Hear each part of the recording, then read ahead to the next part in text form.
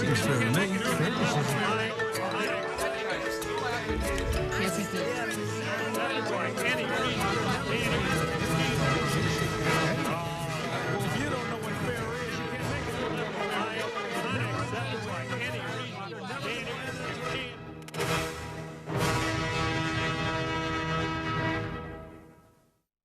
Donnybrook is made possible by the members of the 9 Network.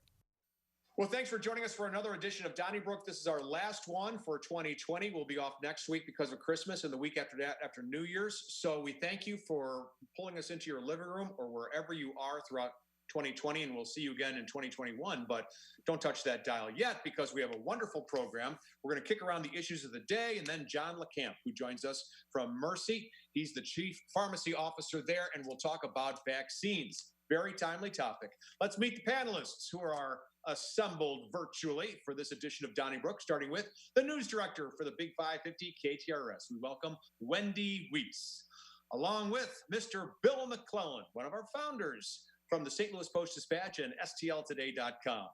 There he is, Ray Hartmann from the Riverfront Times, rawstory.com, and the Big 550 KTRS, another one of our show's founders, way back in 1987. And we welcome, love that, Alvin Reid from the St. Louis American, 590 AM, 97.1 FM, and only the finest haberdasheries, apparently, looking, illuminating. And I know you will be illuminating in many ways tonight. I'll try to be. I can't promise anything. Very well, very well. I think we got to change his last name to Griswold for the. Oh, there we go. All right. Heavens to fence. Ray Hartmann, I like a guy who dresses classically for a program, and you do all the time in your sartorial splendor. Well, I want to ask you about comments made by Clayton Mayor Michelle Harris this week. She said that she was told last summer by the CEO of Centene Corporation, one of the region's largest, that he, Michael Neidorff, is not expanding his corporation in Clayton. And in fact, there was a phase 3, including a hotel and an auditorium and more office space that is on hold. And she said that he cited crime as that reason. Of course, he's the man who behind the scenes is trying to get cooperation between the city and the county police departments with that joint venture in Jennings and in the city. What do you make of this story? I think it's just disgusting, to tell you the truth. First of all, in 2016, he did something formerly known as a commitment, which normally with civic leaders, presumed civic leaders, is supposed to mean something. And who knows why he's not expanding here. There's an argument that says he's got no reason as a corporate CEO to be adding 6,000 jobs to the 5,000 he's already got here. The pandemic certainly has changed the economics of hotels and auditoriums and high rises, all of which this is. I mean, there's a lot of reasons for him to use this fig leaf about crime is really just, it's so wrong on so many levels. And it's unnecessary. I mean, if he wants to go, you know? I mean, he got almost $500 million from Charlotte and is singing their praises, you know? Great. But it's ridiculous, and people should call him out for it. It's exactly the opposite of what Greater St. Louis Inc. is talking about doing with more transparency and more diversity of thought. And also the whole idea of this behind the scenes police, department, shenanigans with whatever he's doing with John Belmar is just, it's just the opposite of transparency. Well, Ray, if I could cut you off for just a second. I mean, it doesn't make the city and the region look good when you have a CEO saying that I can't attract people because of crime. But on the other hand, we have a very serious crime problem. And I don't know if that's the reason Neidorff is taking some of the business to Charlotte or threatening. I agree with you. The economics of putting up an office building don't make any sense anymore. But he's pointing out a legitimate problem. And I agree with that. It is a. Go ahead, Wendy. It is a legitimate problem, but it's been a legitimate problem for a while now, and it doesn't only impact Michael Neidorff. When we think of Emerson and David Farr, in the middle of Ferguson, in the middle of all of that heat. He didn't ever make it an issue, and he could have. He instead worked to better the situation. And I think it's very Kroenke-esque. It's like we're really going through, like everybody else, we're going through a very difficult time. And he seems to be separating himself from the rest of the pack. And that historically hasn't been something that most CEOs were willing to do. I don't know what this portends for the future here, but I agree with all of you. I don't think it looks good. I think he's been working on public safety. Don't forget, when the mayor of St. Louis was looking for county police officers to patrol Metrolink, to whom did she send that famous letter? It wasn't to John Belmar or the county executive. It was to Tom Irwin, who worked at Centene. Obviously, behind the scenes, Centene is trying to improve public safety in this area. Now, they may not be transparent, Ray. I think I might agree with you, especially since members of the County Crime Commission, the police board, have said that they're in the dark on these matters. But I think he is sincere about it. He might be doing a head fake, and maybe he's already got half of his corporation planning on moving to Charlotte. I acknowledge that's a possibility, but I think he has a sincere concern about attracting top talent to our area, as long as poll after poll keeps saying that we're the crime, the city with the worst crime in the nation. Well, blackmail is too extreme a term, but I want to do something about crime, so I'm not going to expand my business in Clayton, even though crime is not a problem to us. That need be said, okay, up front. I am using my power, my money, the corporate wealth to try to force your hand, but it was not necessary, I think, to approach it in the way that he did. And then also, if the mayor knew back in June, how come we're finding out and it's almost January? See, it's one thing to try to control police. Does he run the city of Clayton? Does he run the region? No. So I'm leery of that. He does. I think Alvin's got a wonderful point there. And the question is, this is precisely the opposite. And I was singing the praises of Andy Taylor, Jason Hall, all of them, for talking transparency, changing the way they do business. Who is Centene to decide behind the scenes? Like the thing in Jennings, they spring it on people. The prosecutors in the county and city don't know about it. The police don't know about it. Who are they to make these decisions behind the scenes? I got to tell you, if he wants to step up and take some responsibility, this is the one thing he wasn't going to do. He dropped out of Civic Progress mysteriously before they formed Greater St. Louis. He's got to have some accountability. That is interesting. And it does seem like you're right, Ray. There is a schism now between, on the one hand, you've got the Andy Taylors telling everybody, let's move jobs into the city. And then you've got like Nydorf with a cautionary note, along with Steve Ellman from St. Charles County, who a week ago said, hey, what's with this plan to move jobs in the city? How can you do that until we get our arms around the crime problem? So I think you're right. It looks like our leaders are kind of separated on this. I think Can I make one other point? This is a Democratic company as much as any of them. He's got all kinds of people formed that are Democrat. This isn't a partisan thing or like a just beat up on business thing. This is just about, if you're going to be a corporate citizen, be a corporate citizen and be accessible to the community. If not, pipe down. Well, let me ask you. There are those who would say you are being a corporate citizen when you point out a serious issue. I mean, I agree with you about the Jennings and the city thing and the specifics that, they didn't tell anybody that was wrong. But when our major problem people generally agree on, one of them happens to be crime. And if a civic leader stands up and says, we got to do something about this or we're going. But he isn't doing it. That's the point, Bill. If he was advocating criminal justice reforms or something, it'd be one thing. He isn't bringing any solution. That's not what he's interested in. Reforms. We have Kim Gardner's doing that. She's got that covered, right? Hey, okay, and that is a little different from fighting crime on the streets. What about you, Alvin Reid?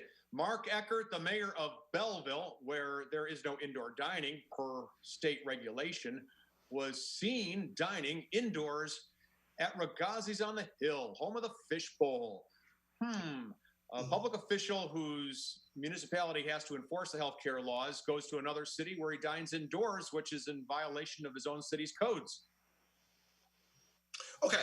I support the county executive and what we are doing in St. Louis County. I never thought to myself that this means that people from St. Louis County have to stay in St. Louis County. Can't go to the city, can't go to St. Charles County. Throughout this, when the folks down in Franklin County had no mask, didn't care, there was no such thing as COVID. I thought it was unrealistic to even think that they should not come to St. Louis County or St. Louis City. So I think that's just unrealistic to expect that. And once you got when he goes back home, he can't spread it out at any bar or tavern or anything because they're closed. And that doesn't mean he necessarily brought it with him, from there. So what, Alvin? The citizens of Belleville should expect that if the mayor says you can't go out to eat at any of our restaurants, that the mayor ought not to be saying, but I don't think it's so dangerous. I'm going to go to St. Louis and have myself a real nice. I think that's tacky, and I think it was wrong. Okay, I hear you, but this is like one of those weird things where, like, if I was on the United States Supreme Court, it would be one of those kind of rulings where they basically said, like, Justice Reid kind of like went against everything he believed in. I'm kind of like, well, Nancy, this is weird. I hear you, Bill, but for some reason, I just can't get mad at it. Think of the kerfluffle when Nancy Pelosi was seen at the hair salon. That went around the world in about a nanosecond. I think these civic leaders, whether obviously their hearts are in the right place, I'm sure. And you can zone out. I think we've all been guilty occasionally of, going to our car and leaving our car and thinking, where's my mask? That's kind of become a universal thing. But they have to be better than the rest of us. They do have to set an example. I understand your point, though. What do you think, Wendy? How about Chesterfield police saying that they won't enforce indoor dining in Chesterfield, the city there, because of a lack of statutory authority? I think that makes for great copy. I think all of the news organizations in town, including ours, we ran with it like everybody did. But if they don't have the statutory authority, then it's kind of a non-story because it means that none of the police departments have the statutory authority. Am I correct? Well, I know that to be true here where I live. They don't have that authority to go in and say you have to close. So, Ray, why are you rolling your eyes? Me? Yeah, I think it was not at you. I think it was a political statement, and oh yeah. And it's like one of the points that needs to keep being made is you've got to feel for the restaurants and the fact that the government has let them down, not by requiring them to be safe and having efforts to enforce safety. And back to that other topic, you just can't be hypocritical. If you're a government official, you can't be just saying, do as I say, not as I do. You just can't. Alvin, as a citizen, you can, but not you. If you were Mayor Reid telling people to stay indoors, Alvin's the Supreme Court justice. I'd already surpassed that. Join the meeting. Yeah, I didn't mean to offend you, but the point is, you can't. And this thing with Chesterfield, the issue to me is that the government hasn't helped the businesses. They haven't helped. You can't, on one hand, tell them to shut down and then not help them. That's the real crime here. But you can't blame the health officials. And for these people to be pushing against the health officials when they're trying to save people's lives, I'm sorry, it's not a good look. Well, Wendy, we saw a report today that throughout the state and in the city, deaths are up on our highways, even though driving is down during the pandemic. Of course, fewer people are on the roads commuting to work. But in the city of St. Louis, for example, between automobiles and pedestrians, tragically, we've had 73 deaths on the city roads this year to date. Last year was just 56, 49 the year before. And those numbers are reflected in state figures as well. What do you see out there on the highways?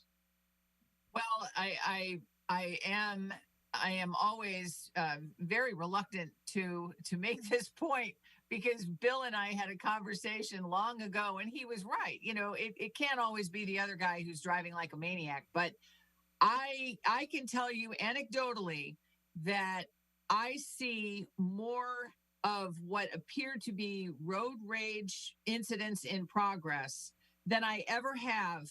Where and I'm like so much of the population, 40, 64, 270, north and south, 70. It seems to be people driving at incredibly excessive rates of speed, and they are darting in and out of traffic. And half the time, I'm sure I'm going to see something really awful. But there's no mistaking the increase in those incidents, at least as far as my commuting goes. And I don't know how they, the pronounce the word actuary or whatever, what insurance people do, and figure out how people die in accidents and all that. I'd be interested in that because it could be cyclical, but at the same time, I don't think I see as many police officers on the highway as I have in the past. But it's hard for me to say because I drive so much less than I used to. But I just feel as though I could drive 90 miles an hour from on I-44 and not see a police officer until I got to the arch. So not that I do that, but I think that's part of it. If you don't visually see a police officer, I guess for some people that means they are not there. Most of them are in unmarked cars. The ones that I see, who do pull people over, Okay. They're in unmarked cars. But it still doesn't negate the fact that there are people who seem to be more reckless than they have been in the past. That used to be kind of a rare thing, but there's no doubt about it. Well, maybe Governor Parson could send some of those state troopers back to our highways anyway, and police officers could be encouraged to patrol the streets. Bill, there's a measure in the General Assembly in Jefferson City to allow people to take alcoholic beverages, cocktails home on a permanent basis. Of course, the rules regarding this were loosened during the COVID-19 pandemic, but now the thinking is after everyone's vaccinated and life goes back to normal somewhat, that we'll be able to go to our favorite restaurant and order a cocktail to go and take it home. What do you think? Well, as bad as traffic is, you need to calm down, Charlie. And maybe I'm completely kidding on that. I don't want to seem to be favoring drinking and driving. But I think anything we can do now and in the near term to help restaurants, we ought to do. And I think that most people aren't going to be getting, one for the road. So if it turns out that happens, and I would say let's stop that. But for now, I would say go ahead and let restaurants sell alcohol to go. Golly, I'm all over the place today. I'm a Scrooge on this because maybe part of it, maybe pass part of the law that says you have to buy some food, because all I see now is I can just stop at the Mexican restaurant and get a margarita and pull right on out of the parking lot. And I'm not supposed to drink it. I'm not supposed to be doing that. But unfortunately, I think a lot of people will do that. And I don't, it's probably going on already for all I know, but what people have in their cars. But put it this way, this sounds like a bad idea to me. Maybe it won't prove out to be like that, but it just sounds like a bad idea. I'll grant you that.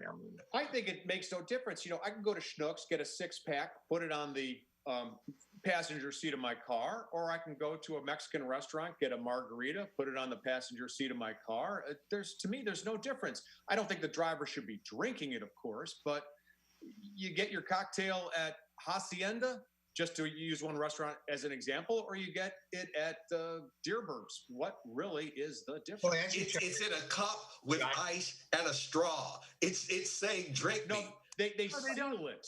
They seal those. I mean, by law.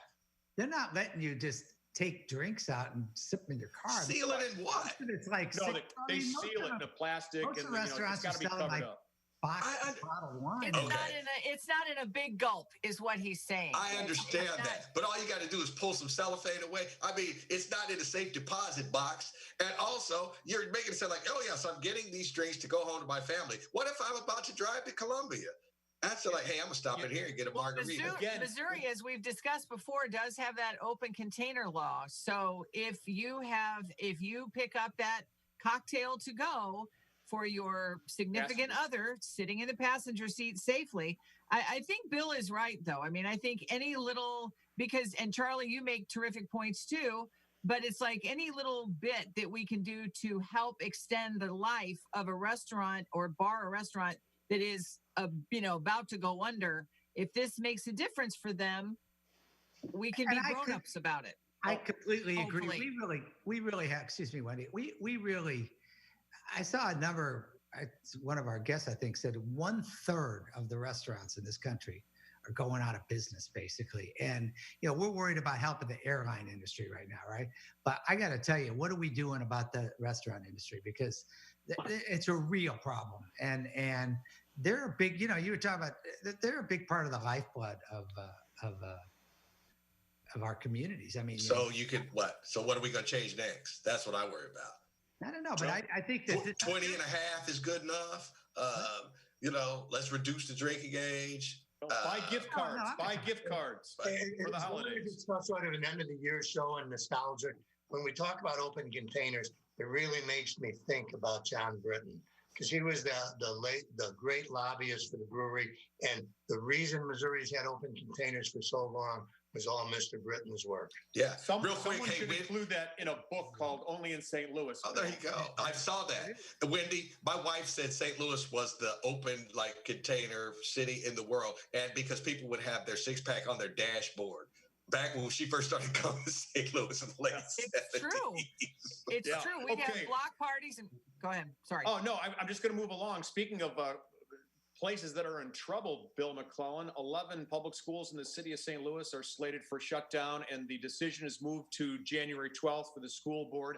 Among those scheduled to be closed because there are less than 200 students there, Sumner High School in St. Louis, which has an alumni list that few high schools can compare with. Chuck Berry, Tina Turner, I think Dick Gregory went there, maybe Bobby McFerrin Sr. too. But the schools don't have enough students. Is there anything that should be done, in your opinion? Well, I'm not going to make an argument for Sumner because I don't know how you can have a high school that size with 200 kids. But overall, I'm against the school closures because I think especially the grade schools are more than just schools. They're community centers. And when you knock one down and take a school from its neighborhood, and I know that economically or financially, how do you keep the schools open with so few kids? But wow, I think it really goes beyond just education. Well, I don't think the tax abatements have helped through the years. When we give a beautiful new hotel a tax break, we always forget to mention that that's money that the schools don't get. But that's really true with the property tax abatement. And this year, that figures $35 million that St. Louis public schools are not getting because of some condo, some tower, some beautiful hotel. But you know what, Charlie? Maybe we should take all those companies that got tax abatements and have them, instead of just having corporate leaders wring their hands about crime, why don't they get together with a project to preserve all those buildings? That's what I was going to say. Some of this tax-abated money, and it's hard to, I think it's a really complicated issue for Dr. Adams and the school district. And I think the teachers unions have some valid concerns. It's a really hard, complicated issue. Yeah, but I will say this, and you mentioned Sumner, Bill. I think the largest outcry is about saving Sumner. I think a lot of people are missing the point about it's these other schools that you've never heard of. Those are the ones that need to remain open. And I was going to say that, Ray, kind of. So I said, if Michael Nidoff wants to do something, how about you write a check for $35 million, to make up that for the schools, and then write another $35 million to hire some more police officers and get them out there on the street and just shut up. So worried about crime. Yeah. Well, I think, who cares what I think? We're running out of time. On to you, Wendy Wiese. John Rollo was sentenced to 17 months in prison for, he was part of that kickback scheme where he provided campaign donations to the then county executive, Steve Stenger, in exchange for getting some St. Louis County contracts for marketing. And he was an insurance guy. He had never marketed anything, but he gets 17 months. He goes into prison in July. Judge Richard Weber says he should stay in prison, but the Bureau of Prisons let him out. Do you think it's appropriate that he is out enjoying his holidays in Salt Lake City with his family? He has thyroid cancer. If the Bureau of Prisons is okay with Mr. Rallo, and I know that a lot of people were talking about the fact that the photograph of the Christmas card and he's smiling. I mean, I think it was a genuine moment of joy with his family, and I don't think he should be ashamed of that. This is not a violent offender. This is a white collar criminal who made an enormous mistake, and hopefully he will spend the rest of his life trying to make up. Wendy, I saw the Christmas card too, and this is not a man who looks remorseful and going to spend the rest of his life. This was a guy laughing and his hands were up. And I'm old school. I think if somebody does you a favor, you got to be gracious and not kind of laugh in their face. And that's what Rallo, if I had a relative in prison and I was hoping he or she would get an early out, and I saw Rallo get this early out like that and be laughing about it, I'd be upset. And I think that, like Charlie says, it was not a soft judge. This was the Bureau of Prisons, which is the U.S. Justice Department, going very light-handed on a guy for government corruption. So, well, but it was, it was a Christmas card. People usually aren't despondent or crying on Christmas cards or solemn, during a Christmas card photo. Maybe they should have sent a Christmas card without a photo. But I think it was just an innocent moment in a family. But I'm sure a lot of people agree with you. Innocent is the one word we don't associate with Jon Rallo, because he pleaded guilty, and he's the guy at Sam's Steakhouse that said, "Hey, I'm tired of giving political donations and not getting anything out of it." I understand. I do. I understand. I'm just saying that if they thought that if the Bureau of Prisons, the Justice Department, if they thought that he was okay to release, then he's released. And he was at Sam's Steakhouse before the pandemic, Charlie. Yeah, I'm sorry. You can't crack down on some criminals and not on others. And I think, if you're going to go soft on white collar criminals, then you got to go soft on everybody. That's a government corruption. I mean, I know.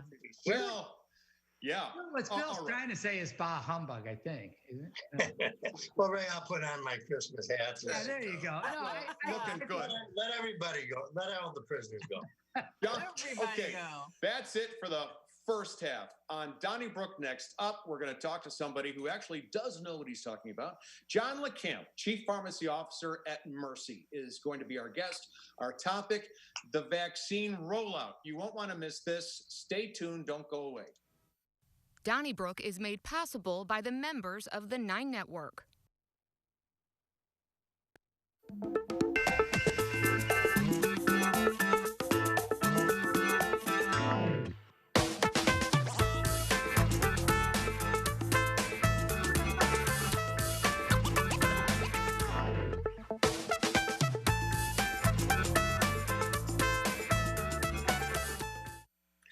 Thanks for joining us for Donnybrook Next Up. And we are welcome to present a timely guest. He's Jon Lakamp, who's the Chief Pharmacy Officer for Mercy Health. Jon, thank you very much for taking our questions on Donnybrook Next Up. Glad to be here.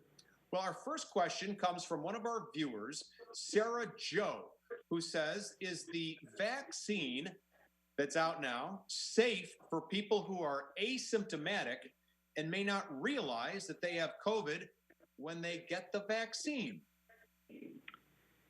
That's a great question. It's something that the ACIP, which is the group from the CDC that gives us the guidelines, they specifically weighed in and have shared that it is. They do recommend it, and it is beneficial, we believe, for those who either have been or even are, currently infected. Although obviously our guidelines would show that we wouldn't give it to somebody who is actively infected, just to cut down on the risk of transmission.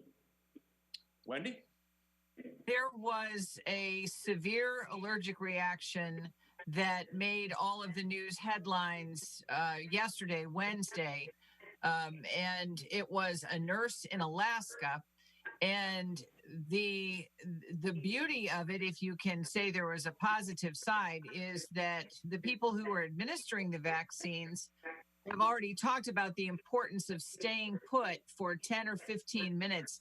I think that's still people who are not reading the fine print or maybe doing the deep dive on the news stories, Jon, are going to take that and say, oh, well, there's a reason. Can you put in layman's terms why one or two severe allergic reactions, because the woman was sent home, treated and sent home, why a severe allergic reaction shouldn't keep us from getting the vaccine?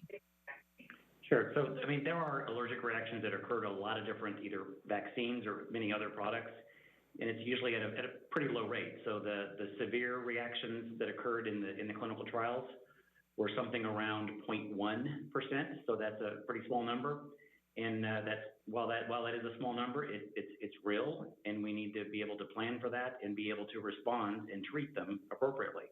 So if you think through when we give this vaccine, right now we're giving it primarily on our hospital campuses and giving it to honestly healthcare providers. So there's probably not a better place to get it than with a room full of people socially distanced wearing masks who can respond.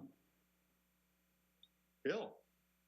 Jon, I read that there's 3 different vaccines, and 2 of them are ready to go right now. And should an educated consumer just grab the first vaccine he or she can get, or should we try to look into this matter? Sure. So there's actually probably about 15 or 20 that are in various stages of development. The first 2, the Pfizer vaccine and the Moderna vaccine, which may be approved as early as tomorrow, are very similar. They have very similar efficacy, very good efficacy. Actually, almost it's a number that we didn't expect to see it as high as it is. The next 2, I think we don't have a full level of detail to make any decisions around. The AstraZeneca and the Janssen or J&J products are going to be a little bit later on, and we'll have to wait and see what those show. But so far, I think it's kind of hard to beat a 90 or 95% efficacy rating. Okay. Ray. So the best vaccine is probably the one that you have right now. That's good enough. Jon, in the St. Louis region, what do you think is a reasonable expectation for the general public with regard to the availability after, first the frontline workers and media people get theirs? What do you think? Joking. Just kidding. Sorry, it's jokes in a pandemic.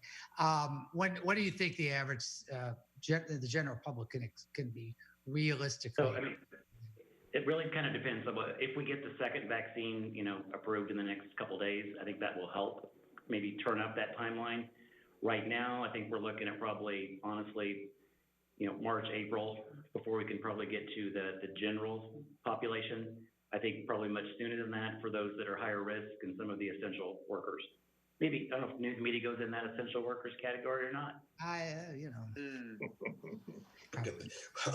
Well, Jon, I was going to say, Alvin Reid, I'm first vaccine grabber as Bill.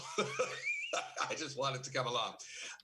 Okay, there's obviously this is not your forte, but we got to get people to actually get the vaccine, and there's all kind of feelings about it. But could you say, like, and we know it's not going to happen, but if everybody, got vaccinated in the next month, is America back, celebrating St. Patrick's Day, Memorial Day, 4th of July? And I know this is, but I'm just talking about how do you convince people to get the vaccine? You say, one reason, well, if everybody got it, we'll be back to normal in this amount of time. Is that possible to say? Yeah, I think it really depends on how fast we can have enough vaccine to get that critical mass vaccinated. So, I mean, realistically, I think the earliest would probably end up being, if we're going to set it on holidays, is it 4th of July or is it Labor Day? But I think, honestly, that the sooner we can get product out there, get it to the right populations and begin to get uptake, we're going to see a benefit. If everybody who wanted it I'm sorry, I didn't mean to cut you off. If everybody who wanted it could get one tonight, when would we see? Because I guess I'm saying, how quickly does it work once you get the shot? Sure. So in general, you get some protection after the first dose. Okay. And really about a week after the second dose is when you start to see that efficacy really get up to those higher levels. So in general, if we start everybody today, we're about 5 weeks out from starting to see that maximal benefit. Okay. All right. Thank you. Okay. Deb Jackson, one of our viewers, posed the following question. You might have answered part of this already. Is the vaccine safe for someone who is allergic to penicillin and sulfa? Asking for a friend, she adds. Well, we'd have to tell that friend that right now the main components that we are worried about with allergies are obviously anyone that has some allergy, we're going to be concerned and probably be extra careful and monitor them. But really the specific things we're looking for are the components that are in the vaccine itself. There's some excipients, some ingredients that are non-active that some folks may have been exposed to, like polyethylene glycol or others. But really, we're not going to not give it to someone unless they've just really had a very severe allergy that's related to another vaccine, and then we'll make a pretty deliberate decision. But it is definitely safe. When we would probably, be very careful, but monitor those patients as they get the vaccine. Wendy? I understand that one of, or at least among some of the first people to get the vaccine, not only in this country but overseas, were some of the people who are over 90. And I mean, these are folks who are in their early to mid 90s, and they've done very well. And I would think that there would be a natural, maybe a built-in anxiety for somebody in their 90s. But the state of Florida today was in the assisted living centers and inoculating or administering the vaccinations. And so far, that segment of the population is doing very well, aren't they? They really are. So if you think about it, the risk for just adverse effects from COVID, from the disease is really significant in that population. And so providing a vaccine to that's one of the highest risk groups and ones that we're focusing on in addition to the healthcare workers. Okay. John, let's say everybody doesn't cooperate and get it. Let's say only half the people get it. Am I still safe when I get it? Can I go out and go on a road trip and mingle with people who haven't got the vaccine? Yeah, I think that's a great question. When you think about, does it give you comfort? Does it give you full protection? I think it's definitely better than not. If you think about it, within our healthcare workers, we're still going to be wearing masks, socially distancing, and using those precautions just because that's the most important thing to do. But it certainly provides a huge added layer of protection, and one that we need to treat with the right respect and not flaunt the fact that we got a vaccine, but we still need to be careful. Well, can I go on a road trip right away when I get it? I mean, that's really what I'm asking. I think it will provide protection. Okay. Is it a reason to be careless? Probably not. Thank you very much, John. Given your line of work, how surprised were you surprised, I should say, at the speed with which these vaccines were developed and gotten to the approval stage? I mean, definitely this was a pretty monumental year for moving things through the process. So the good news is this particular vaccine platform, the messenger RNA platform, has been studied for several years. This has been something that has been prepped and getting ready on the back end to do that. The fact that what really was probably the biggest reason why this vaccine came out so quickly was the fact that the manufacturers were covered, their costs were covered to really manufacture the product at risk. So while the studies were being done, while all of that work to test the efficacy and safety was going on, the drug was already being manufactured and trying to get ahead of it. So that honestly was probably the biggest benefit of why the timeline was accelerated, was really doing that, removing that barrier with manufacturing. I don't know if we're going to get around to me again, so I want to ask like a non-COVID question that I have for you, if that's okay. Sure. Are there any trends that are being seen nationally with like the legalization of marijuana and then, medical marijuana in states. Is there, pharmaceutical wise, is there any trend or anything that, you experts have noted, maybe less, use of painkillers or anything like that, or is it too early to tell? Yeah, always got to get a curveball, right? I'm sorry. No, I mean, if you think about it, the impact of really what is the role of medical marijuana is one that's pretty politically charged, pretty ethically charged. There's huge proponents and there's others that have a lot of concern around it. Obviously, we're seeing a big uptick of municipalities, of governments, states, et cetera, that are moving forward with legalizing it. And I don't think we really know what that impact's going to be, honestly, in the long term. Is it good? Is it bad? Or is it just, it is what it is? Took that curveball and hit it over the fence. Okay, we got a question from Angie Surrey, and this is right down the middle for you. If a person already had COVID-19, tested positive, and then felt symptoms, does that person need to get a vaccine? So, definitely I think we don't know for sure. We know that it's unlikely that someone who's had COVID infection will get reinfected probably for the first 3 months. So it would be safe to say that they could safely defer the vaccine for a period of time. We also know that the recommendations from the CDC are saying that there's no reason they shouldn't get a vaccine, assuming that there's adequate supply. And so the question would be not a matter of should they, but why wouldn't they? It offers additional protection, and there aren't any known additional safety risks. It's something that I would recommend, assuming that supply was there. Wendy? I know that we're going to be unpacking from a public health standpoint. We're going to be unpacking this pandemic for a very long time. And Dr. Alex Garza said yesterday afternoon that we're probably in the most dangerous part of the pandemic to date. And he also made the point that the fact that so many people are infected, we all have a very good chance of being out and encountering someone close to us, just in a market who has the coronavirus. For people who are reluctant, Jon, to have shots or to take medicines, and there are those people out there. What is inherently wrong with the idea that, I've done everything I've been told to do by the experts. Why do I need the vaccine? Can you answer that question for those people who are already saying they're going to drag their feet?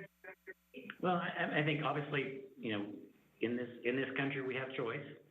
I don't think anyone's saying that no one's demanding or issuing any edicts that we must get a vaccine. But I think when it boils down to it, that it's a risk-benefit equation. So what are the risks of the vaccine? What are the potential benefits? And when I weigh them, the benefits far outweigh the risks. There definitely are. You need to be deliberate. We need to be very mindful around how we make those decisions. But when it boils down to it, it's not just a matter of protecting yourself. It's protecting your family and others you may be infecting. This is a very real opportunity, and one that to me would be more of a question of why not versus, why should we? Okay, Jon, how is the general public going to get it? I mean, are we going to be in long lines at hospitals to get this? Or are we supposed to call our individual doctors and get it in the doctor's office? What is it going to look like when the public starts getting it? Yeah, Bill, that's a great question, because I think, honestly, we're working through a lot of the logistics of how to do this and do it well for our healthcare population right now. So we've got, at least in my system, we've got about 50,000 coworkers who are trying to vaccinate as quickly as we can. And, when it comes down to, so there's some very real challenges. There's some logistical things we have to work through with the Pfizer product and honestly with some of the vaccines to come.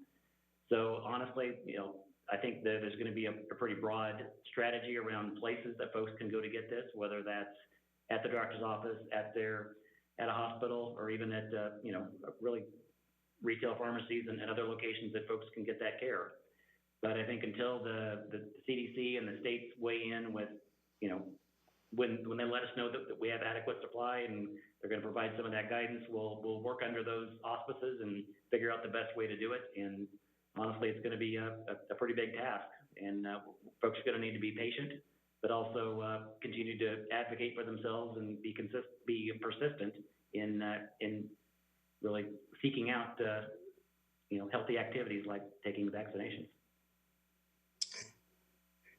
To follow up on that point, the vaccine distribution, as I understand it, is a state by state responsibility, correct? And living, so, I mean, I can't imagine what could go wrong with that. How much difference do you think there will be between states? There was great disparity between states on testing and on mask policy, whatever. Is this something that will be, because of its nature, more uniform, or do you think it will differ dramatically from one state to the next? I mean, definitely. I mean, our health system, we've got hospitals in 4 states, and healthcare entities in 4 states, and we're definitely seeing some variation in both quantity and philosophical decisions around how the allocation is occurring. But when it boils down to it, we've been able to get product to vaccinate our coworkers in all those states, and definitely some variations, some hurdles that are unique to a given state. But honestly, just to put it in perspective, Missouri's done pretty well. They've done a good job of managing this so far, and obviously there'll be some variation, but I think that's part of the fun and games of working through the federal and the state systems. I'm going to follow up on Ray's because I was thinking about this. One of those states that probably might be more proactive than Missouri is Illinois. Is there anything stopping me from, if it was available in Illinois quicker than it was here, could I drive over to Belleville and I could say hi to the mayor of Mark Ankerd? Could you cross the state line and get your shot? So while there is, state is really dictating ultimately the allocation numbers and some additional guidance around the priority. They're all working within the auspices of the CDC and the federal guidelines. So when it comes down to it, the 1A and 1B groups are philosophically the same from state to state. Now, there's nothing that once we've moved into the phases of 1B, 2, and 3, when we move into more general patient populations, I don't think there's anything that would really prevent patients from going to one state versus another to access that care, assuming that there was an access point to do that. What you make of the story in today's paper that the expected supply in Illinois and in Missouri is going to be reduced next week? So I think the way that the allocation methodologies were done was based upon populations. But when you that doesn't necessarily always equate to the number of healthcare workers that need to be vaccinated, or even the relative numbers of at-risk or older populations or folks in the that skilled nursing center. And so I think that announcement was really more to help balance where those things didn't sync up well and try to adjust from there. So it is what it is, and we're going to do the best we can with the vaccine that we're given and meet those needs of our coworkers and our patients. Obviously, the healthcare workers understand the importance of follow-up. The rest of us, we can be a little loosey-goosey, if you will, when it comes to that part of any medical equation. We don't always take the preventative tests that we need to take. We don't always get the mammograms when we should, the colonoscopies, and on and on and on. Can you address that, Jon, in terms of having the first in the series and then the importance of having the second, and not saying, "Oh, I'm covered"? Right. So while there is some protection from a single dose with at least the Pfizer and Moderna product, really a lot of that benefit, to reach those high levels of efficacy, you really have to get that second shot.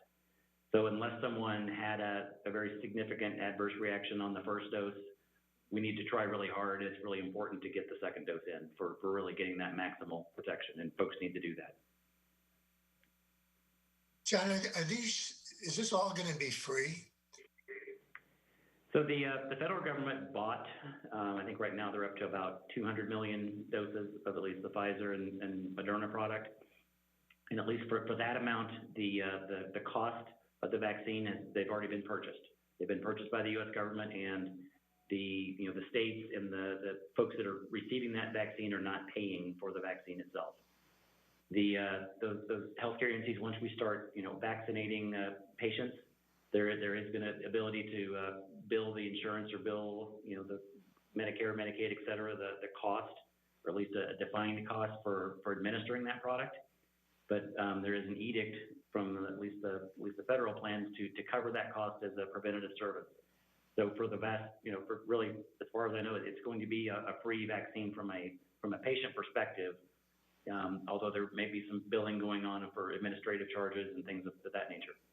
Okay. And beyond the allocations that are out there, the 200 million, 300 million, whatever those numbers are, we'll have to wait and see. Thank you. There's been some concern by physicians who are not part of hospital systems about their ability to get vaccines for their frontline workers. We had a guest on this week who had that issue, although I think it may have gotten resolved. Do you think that's going to be a major problem in this? I mean, in terms of communication and getting this done from your perspective within an institution, as to whether that's going to be a challenge for people who are not affiliated with large hospital groups? Yeah, I mean, that's definitely a concern, and I think we need to ultimately figure out ways to overcome those. I mean, obviously right now, as we've got limited vaccine supplies, we're taking a risk-based approach and trying to vaccinate our frontline, both caregivers, physicians, nurses, as well as support staff, those cleaning the rooms and folks processing lab samples, and chaplains who are also in the rooms of really higher risk situations. But when it comes down to deciding who's going to be first, who's going to be second, that always is a little bit challenging issue to discuss. But for physicians that are not aligned or not affiliated with the health system, they are still practicing and sending patients into those hospitals, and the hospitals will, I think, do their best to try to meet them based upon that, meeting all the needs of all those coworkers that are out there and those providers that are, whether they're paid, unpaid, or on staff of those facilities. But we've got to figure that out. John, when can I after I get my first shot, what's the soonest I could get the next one, and then I would have to get it within a month, or what are the windows on that? Sure. So the recommended duration, or the time span between the first dose and second dose, is 3 weeks for Pfizer. For Moderna, it's going to be 28 days is what's recommended in the reviews going on really today. So the ranges that, at least for the Pfizer product, is no earlier than 17 days would still count as completing that series. And there's really not a maximum date that you have to have it in by. I mean, basically as soon as possible after 21 days. Mm-hmm. But really, you have to realize that you don't get that full protection until about a week after that second dose. So that's kind of the range, is to as close as possible to the 21 days. For Pfizer. Hey, do I have to get the shot in the arm, or can I get it elsewhere, as they say? Really, I know that I think we've given several thousand of these right now, and I want to say that every single one's been in the arm. I don't know that folks have a big preference for other locations, but I do. Sorry. That's such a Christmas visual, Alvin. That's such a Christmas visual. I couldn't be on the news. Let's put it that way. No. Doctor, if I get the vaccine and then I walk around without a mask, can I pick up droplets of the coronavirus in my nose and then sneeze and spread them still? That's a great question. I don't know that we know that answered fully. Obviously, I think that's why it's important to, the vaccine helps protect you, and I think at a high level helps protect the population. But it still is important to really use those, be safe, be smart, and use those precautions, and continue to, at least for now, wear a mask, wash your hands, and stay socially distant where possible. I'm so glad that you said that, because I think combined with the utterance of the word vaccine and the end of the calendar year, people somehow think, I think, you hear people saying, oh, thank heavens, it's going to be 2021. We're still going to be facing this challenge. And for the foreseeable future, it's just as important as ever that we follow these protocols. We can't just say, oh, vaccine, yay. It's a little more complex than that. Absolutely. Well, Dr. Jon. Go ahead, sorry. Oh, I'm afraid to say that we are out of time. Thank you very much for yours. You're the Chief Pharmacy Officer at Mercy Health, and you joined us on our last program of the year, and we went out in style with you, Jon Lakamp. Thank you so much for joining us and giving us so much information. We really appreciate it. We hope you and yours have a wonderful holiday season and a better 2021. All right. Thank you much, guys. Appreciate it. Thanks so much, everybody. We'll be back in 3 weeks, but of course, you can follow all of our pre-recorded episodes on 9network.org. Happy holidays and Happy New Year. Donnybrook is made possible by the members of the 9 Network.